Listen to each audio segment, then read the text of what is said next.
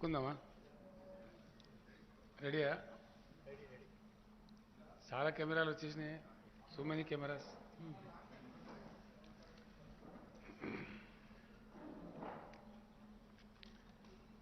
దేశంలో కేంద్ర ప్రభుత్వం యొక్క అరాచకాలు ఆగడాలు బాగా మితిమీరుతూ పరాకాష్ఠకు చేరుకుంటున్నాయి. కారణం ఏమిటంటే ప్రజాస్వామ్యబద్ధంగా ఎన్నికైనటువంటి రాష్ట్ర ప్రభుత్వాలను అనేక ముప్పు తిప్పలు పెడుతూ పని చేయనీయడం లేదు. ఇది చాలా రాష్ట్రాలలో చాలా సందర్భాలలో ఎక్కడెక్కడైతే నాన్ బీజేపీ గవర్నమెంట్స్ ఉన్నాయో వాళ్ళు ఎంబడబడి చాలా ఇబ్బందులు పెడతా ఉన్నారు. ఆర్థికమైనటువంటి పరిమితులు విధించడం, రకరకాల దాడులు చేస్తూ వేధించడం, అనేక రకాలైనటువంటి దుర్మార్గాలకు ఈ కేంద్ర బీజేపీ ప్రభుత్వం ఒడిగడుతూ ఉన్నది. ఇది యావత్ దేశమంతా కూడా చూస్తున్నది. ఇటీవల కాలంలో ఢిల్లీలో 2 వింత సంఘటనలు మనం చూస్తాం. ఢిల్లీలో Aam Aadmi Party very popular party, అది అందరికీ తెలిసిన విషయం, యావత్తు దేశానికి ప్రపంచానికి తెలిసిన విషయం. అరవింద్ కేజ్రీవాల్ గారి నాయకత్వంలో ఒక సోషల్ మూవ్మెంట్ నుంచి వచ్చిన పార్టీ ఆమ్ ఆద్మీ పార్టీ ఒకసారి కాదు, 2 సార్లు కాదు, 3 టైమ్స్ 3 సార్లు అప్రతిహతమైనటువంటి అద్భుతమైన విజయం సాధించింది రాష్ట్ర ప్రభుత్వాన్ని ఏర్పాటు చేయడానికి. అండ్ ఈ మధ్య కాలంలో మనం ఒక వింత సంఘటన చూసాం, దేశంలో ఎప్పుడు చూడలే అటువంటిది. మున్సిపల్ ఎన్నికలు జరిగినాయి ఢిల్లీలో. అక్కడ గెలిచిన స్పష్టమైనటువంటి ఆధిక్యతతో ఆమ్ ఆద్మీ పార్టీ విజయం సాధించింది ఢిల్లీ మున్సిపల్ కార్పొరేషన్. దాన్ని ఎన్నో కుయుక్తులు చేసి, ఒకటి ఉన్న దాన్ని విభజించి 3 చేసి, ఏదేదో మాయామచ్చింద్ర చేసినా బీజేపీని ప్రజలు తిరస్కరించారు, ఆమ్ ఆద్మీ పార్టీని గెలిపించారు. గెలిపించినటువంటి మేయర్ను ప్రమాణ స్వీకారం చేయడానికి ఇన్ని ముప్పు తిప్పలు పెట్టడం మనం చూసినాం. చివరికి సుప్రీంకోర్టుకు పోయి ఆర్డర్ తీసుకోవాల్సినటువంటి పరిస్థితి. సుప్రీంకోర్టు ఆర్డర్ ఇస్తే తప్ప ఢిల్లీ మేయర్ గెలిచిన తర్వాత కూడా కానియరు. అట్లాంటి ఒక అరాచకమైనటువంటి పద్ధతి. అదే పద్ధతిలో 3 సార్లు చాలా పాపులర్ ఓటు, తక్కువ ఓటుతో గెలవలే అరవింద్ కేజ్రీవాల్ గారు. 3 సార్లు కూడా అద్భుతమైనటువంటి 2 జాతీయ పార్టీలను మట్టి గరిపించి బ్రహ్మాండమైన మేయాటితోని గెలిచిండ్రు. ఒక particular election myself and Mr. Keshwar Rao, we were there in Delhi when the assembly election was going on.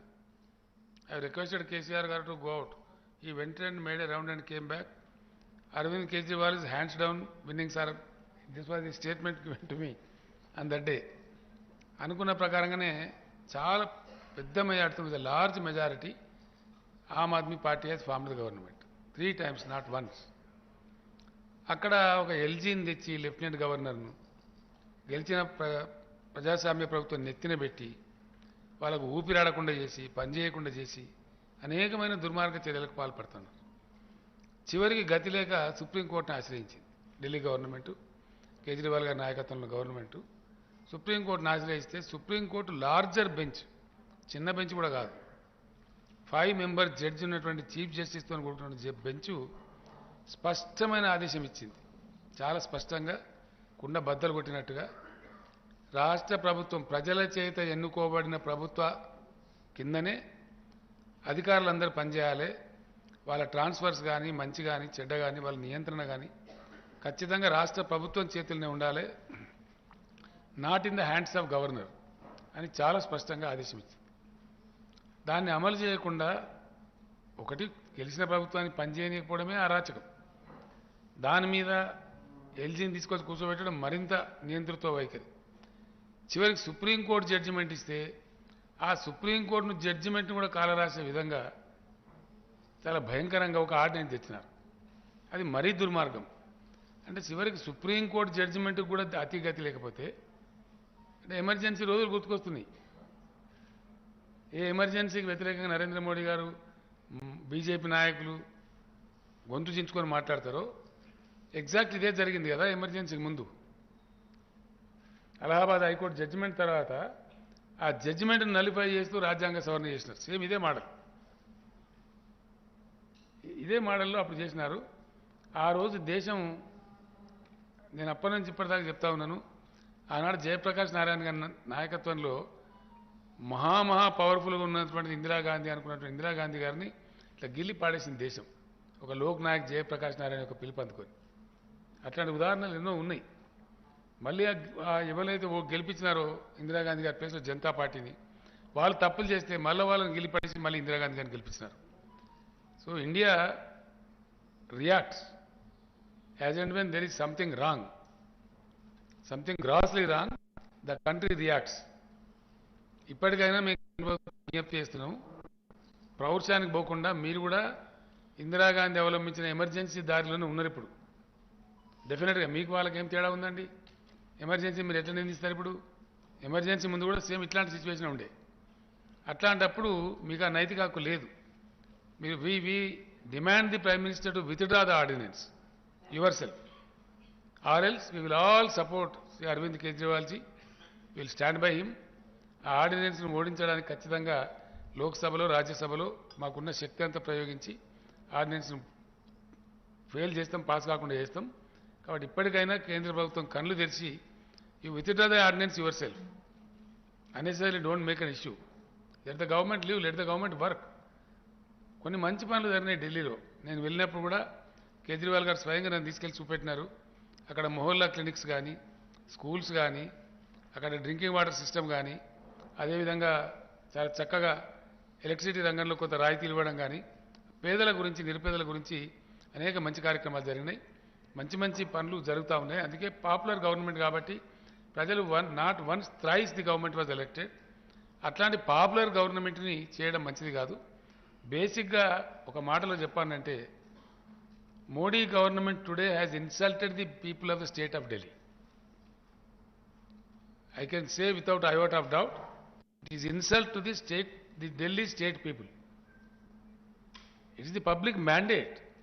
The government has not been nominated by anybody. Government has been mandated by the people of Delhi state. ఇది వ్యక్తులకు అరవింద్ కేజ్రీవాల్ గారు కాదు, insult to the people of Delhi. వాళ్ళు కూడా రేపు బుద్ధి చెప్తారు ఖచ్చితంగా ప్రభుత్వానికి. वो भी सबक सिखाएंगे. तो इसलिए हम लोग अनुरोध करते हैं, मोदी जी आप ऑर्डिनेंस विथड्रा कीजिए, ये अच्छा नहीं है. आप इमरजेंसी की बात ही फिर दोहरा रहे हो, वही बात ला रहे हो. देश में इमरजेंसी आने से पहले भी ऐसी स्थितियां थे. जब इलाहाबाद हाईकोर्ट ने एक जजमेंट दिया उसके खिलाफ में ऐसे ऑर्डिनेंस जैसा कॉन्स्टिट्यूशन अमेंडमेंट करके गड़बड़ किए थे, उसके बाद it was followed by emergency. आप भी उसी रास्ते में हो. भाजपा के नेता हमेशा गला पाड़ के बोलते हैं कि भाई इमरजेंसी के काले दिन, इमरजेंसी के काले. आप कौन से अच्छे दिन है? ये क्या अच्छे दिन है? इमरजेंसी के काले दिन से भी बुरा है. It's worse than emergency. You are not allowing the peoples elected, very popularly elected Delhi government to function. Even you are not able to honor the Supreme Court judgment. Then what else? Not honoring the Supreme Court larger bench judgment means going towards your journeys towards emergency only, which the country will refute. ये आपको सबक सिखाएगा. अभी कर्नाटक में सिखाया लोगों ने, आगे पूरे देश में सिखाएगा. इसीलिए हम अनुरोध करते हैं कि विड्रा कर लो अपने आप.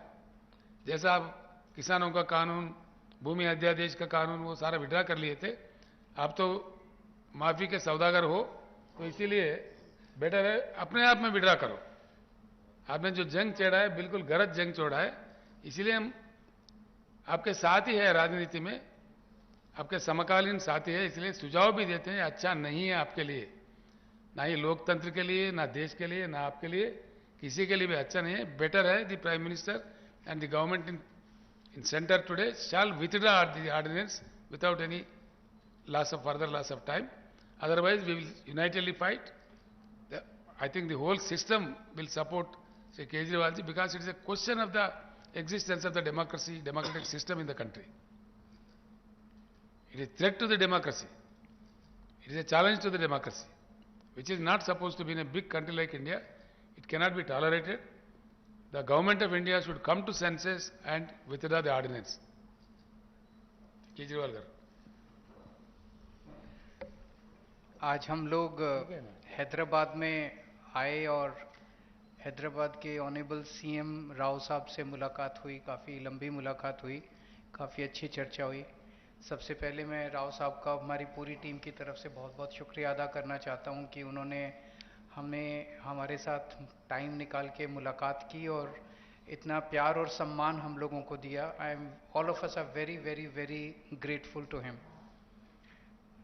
हमने अपनी पूरी बात उनके सामने रखी और जैसा भी उन्होंने कहा कि दिल्ली के लोगों को न्याय दिलाने के लिए वो, उनकी पार्टी और उनकी पूरी सरकार दिल्ली के लोगों के साथ है। ये बात केवल दिल्ली की नहीं है, ये बात देश के जनतंत्र को बचाने की है। जो अध्यादेश पारित किया गया है वो देश के जनतंत्र के खिलाफ है, संविधान के खिलाफ है। सो उनकी सपोर्ट से हमें बहुत ताकत मिली है और हम इस सपोर्ट के लिए मैं पूरे दिल्ली के लोगों की तरफ से उनका तहे दिल से शुक्रिया अदा करना चाहता हूँ।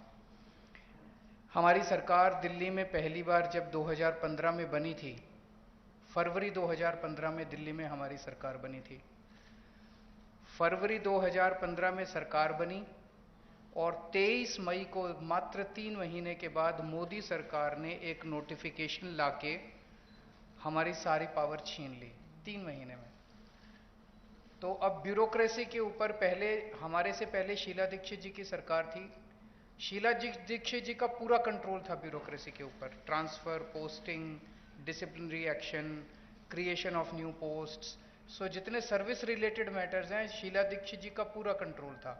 हमारी सरकार आने के बाद 23 मई 2015 को उन्होंने नोटिफिकेशन लाके ये सारी पावर छीन ली। तो as a chief minister of Delhi I can not even transfer post, education secretary, health secretary, deputy secretary, मैं कुछ नहीं कर सकता। वो सारी पावर छीनने के बाद 8 साल तक दिल्ली के लोगों को उन्होंने अपंग करके रखा। हम दिल्ली के लोग 8 साल तक कोर्ट दर court, high court, supreme court लड़ते रहे। 8 साल की हमारी लड़ाई के बाद 11 मई को, अभी पिछले कुछ दिन पहले, सुप्रीम कोर्ट की संविधान कॉन्स्टिट्यूशन बेंच ने, 5 जजों ने मिलकर 5-0 से दिल्ली के लोगों के हक में फैसला दिया। 8 साल की लड़ाई के बाद दिल्ली के लोगों को न्याय मिला कि उनकी चुनी हुई सरकार को काम करने का अधिकार मिला। हमें 8 साल लग गए उस नोटिफिकेशन को कैंसिल कराने में और न्याय लेने में। उसके 8 दिन के अंदर 11 मई को ऑर्डर आया सुप्रीम कोर्ट का। 19 मई को मोदी सरकार ने ऑर्डिनेंस लाके सुप्रीम कोर्ट के ऑर्डर को निरस्त कर दिया, पलट दिया। पूरे देश भर में लोग कह रहे हैं कि जिस देश का प्रधानमंत्री सुप्रीम कोर्ट को नहीं मानता, सुप्रीम कोर्ट के आदेश को नहीं मानता, फिर न्याय लेने के लिए लोग कहां जाएंगे?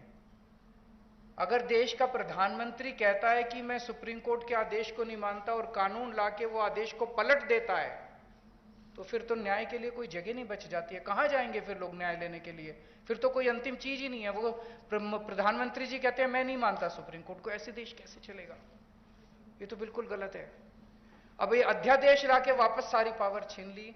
तो एक तरह से, जैसे अभी राव साहब ने बिल्कुल सही बोला, ये अध्यादेश दिल्ली के लोगों का अपमान है, घोर अपमान है। एक तरह से प्रधानमंत्री जी ये कह रहे हैं कि तुम जो मर्जी सरकार चुनो, मैं उसको काम नहीं करने दूंगा। तो दिल्ली के लोगों को चैलेंज कर रहे हैं प्रधानमंत्री मोदी जी कि तुम जो मर्जी सरकार चुनोगे, मैं काम नहीं करने दूंगा। और ये बात केवल दिल्ली के लोगों की नहीं है, पूरे देश में हम लोग देख रहे हैं कि अगर किसी राज्य के अंदर लोग नॉन बीजेपी गवर्नमेंट बना देते हैं तो उसको काम नहीं करने देते। या तो 3 तरीके अपनाते हैं, या तो वहां पे एमएलए खरीद लेते हैं दूसरी पार्टी के, सरकार गिरा देते हैं। कितना हमने देखा, कितनी जगह पे देखा, एमएलए खरीद के सरकार गिरा देते हैं। या एमएलए तोड़ लेते हैं, ईडी भेज के, सीबीआई भेज के, डरा के एमएलए तोड़ लेते हैं, सरकार गिरा देते हैं। या फिर ऑर्डिनेंस ले आते हैं गवर्नर के जरिए, गवर्नर का गलत इस्तेमाल करके सरकार को तंग करते हैं। जैसे आप लोगों के गवर्नर आपके बिल नहीं पास होने देते, काम नहीं करने देते उन लोगों को। तो इस तरह से मैसेज ये है कि अगर कोई भी राज्य के लोग नॉन बीजेपी सरकार बनाएंगे तो हम उसको काम नहीं करने देंगे, सरकार तोड़ देंगे। ऐसे देश नहीं चल सकता। ये तो बहुत खतरनाक स्थिति है पूरे देश के सामने। मैं जो पूरे देश भर में घूम रहा हूं समर्थन मांगते हुए, मैं केवल अपने लिए समर्थन नहीं मांग रहा, मैं देश के संविधान के लिए और देश के जनतंत्र के लिए समर्थन मांग रहा हूं। हमारे जो स्वतंत्रता सेनानियों ने लड़ाई लड़ी थी, वो ऐसे भारत के लिए लड़ाई थोड़ी लड़ी थी कि एक पार्टी आएगी सेंटर के अंदर, वो पार्टी बस एक ही पार्टी का पूरे देश के अंदर राज होगा। जिस तरह से आज इन्होंने माहौल बनाया हुआ है, फिर तो एक प्रधानमंत्री और 31 गवर्नर बस वो चला लें इस देश को, फिर मुख्यमंत्री बनाने की क्या जरूरत है, फिर चुनाव लड़ने की करने की क्या जरूरत है, फिर तो ये तानाशाही होगी। इस तानाशाही के खिलाफ हम लोग लड़ रहे हैं। राज्यसभा के अंदर जब ये बिल आएगा, राज्यसभा के अंदर बीजेपी के पास मेजॉरिटी नहीं है। बीजेपी के out of 238 MPs, BJP has only 93 MPs. BJP के पास मेजॉरिटी नहीं है। मैं फिर से शुक्रिया अदा करता हूं राव साहब का। अगर हम सब लोग नॉन बीजेपी पार्टीज इकट्ठे हो गए तो इस बिल को हम राज्यसभा के अंदर गिरा सकते हैं। और अगर ये बिल गिर जाता है तो पूरे देश के लोगों को विश्वास हो जाएगा कि 2024 के अंदर मोदी सरकार वापस नहीं आ रही है। ये इसका सेमीफाइनल होगा 2024 का। ये कॉन्फिडेंस देगा पूरे देश के लोगों को कि मोदी जी को हराया जा सकता है। तो ये जनतंत्र को बचाने की लड़ाई है, देश की आजादी को बचाने की लड़ाई है।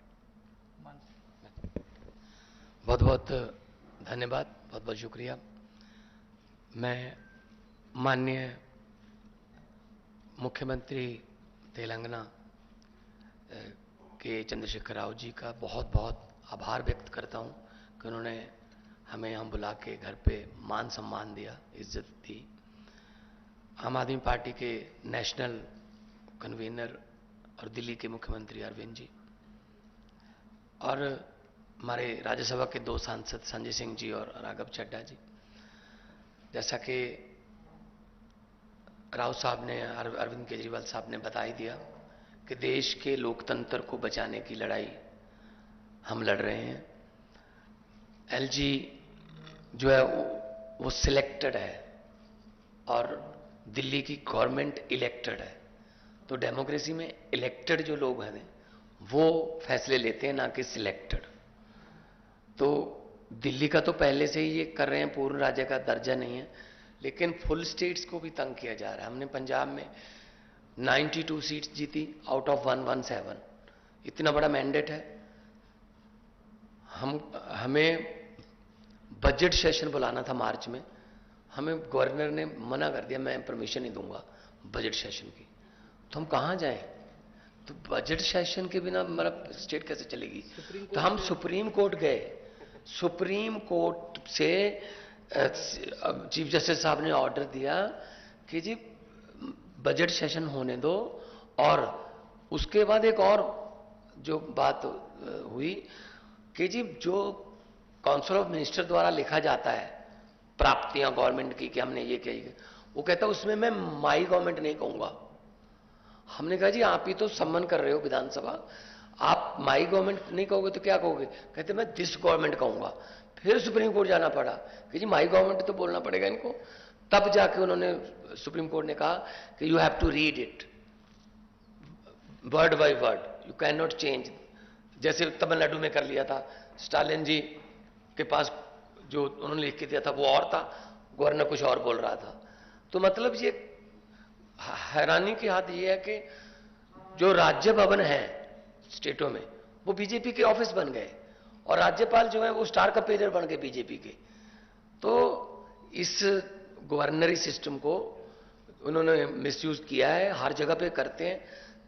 आपके बिल रोक रखे हैं स्टेट के, हमारे बिल रोक रखे हैं।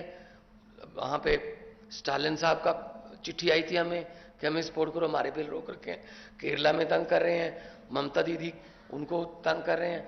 मतलब इन्होंने मन बना रखा है, जैसा कि अरविंद जी ने कहा, अगर इलेक्शन से नहीं जीते तो बाई इलेक्शन से जीत जाते हैं कि मतलब बंदे तोड़ो और बाई इलेक्शन करा लो और कर लो। तो ये बहुत फेडरल स्ट्रक्चर के लिए बहुत घातक है और देश बचाने की लड़ाई लड़ रहे हैं। हमारे हजारों जो स्वतंत्रता सेनानी थे उन्होंने अपना खून दिया, खून का कतरा कतरा देके हमें देश दिया, हमें आजादी लेके दी।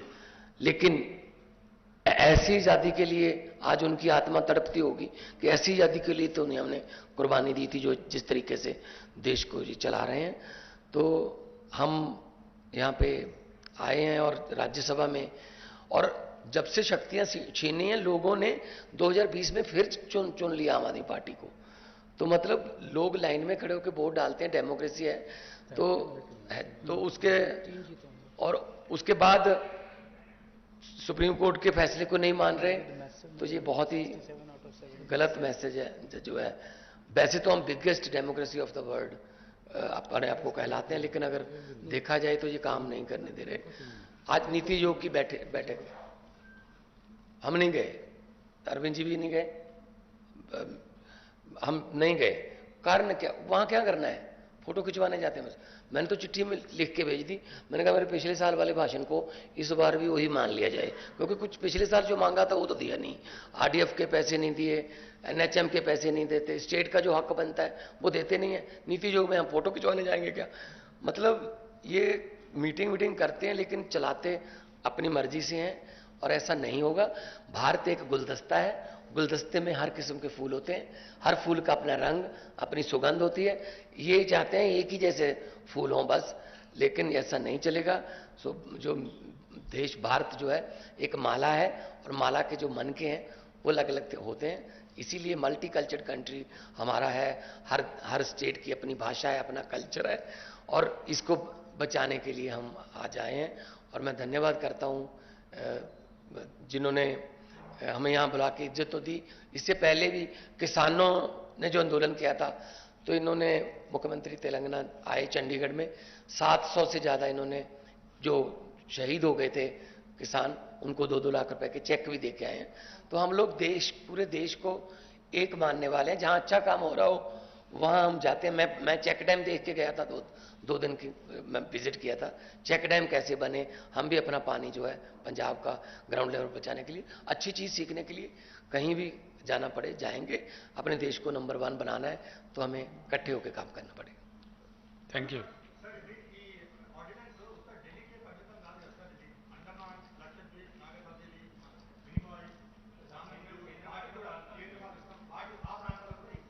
ఇది కాదు, అట్లా కాదు కదా. ఢిల్లీలో ఎలక్టెడ్ గవర్నమెంట్ ఉంది, అండమాన్కు ఢిల్లీకి చాలా డిఫరెన్స్ ఉంది. That you should know. Those central territories are clearly under the rule of LGs, direct control of government of India. But here, it's a very popularly elected government.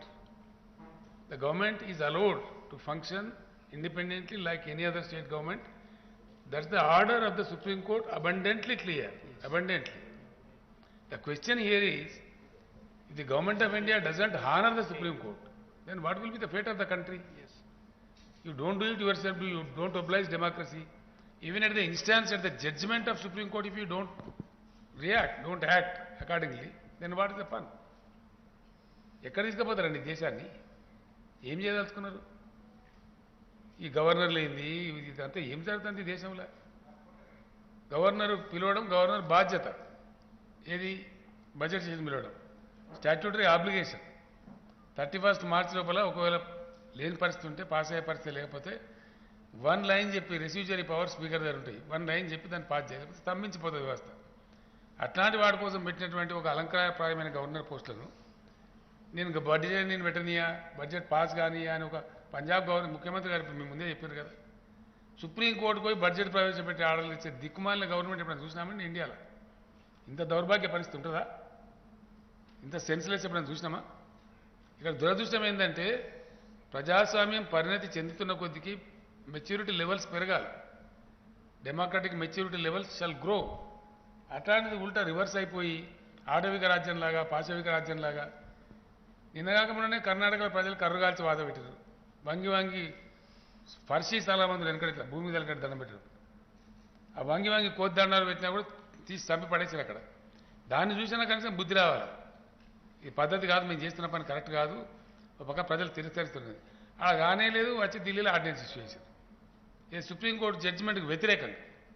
That is what we are condemning. మీకు గౌరవం లేదు, దాని మీద court పోయినారు, court judgement ఇచ్చింది, కనీసం అది కూడా హానర్ చేయరా? ఇది అన్నిటికీ కాదు ఇచ్చింది, జడ్జిమెంట్ వచ్చింది అన్నిటి మీద కాదు మిస్టర్ రాహుల్.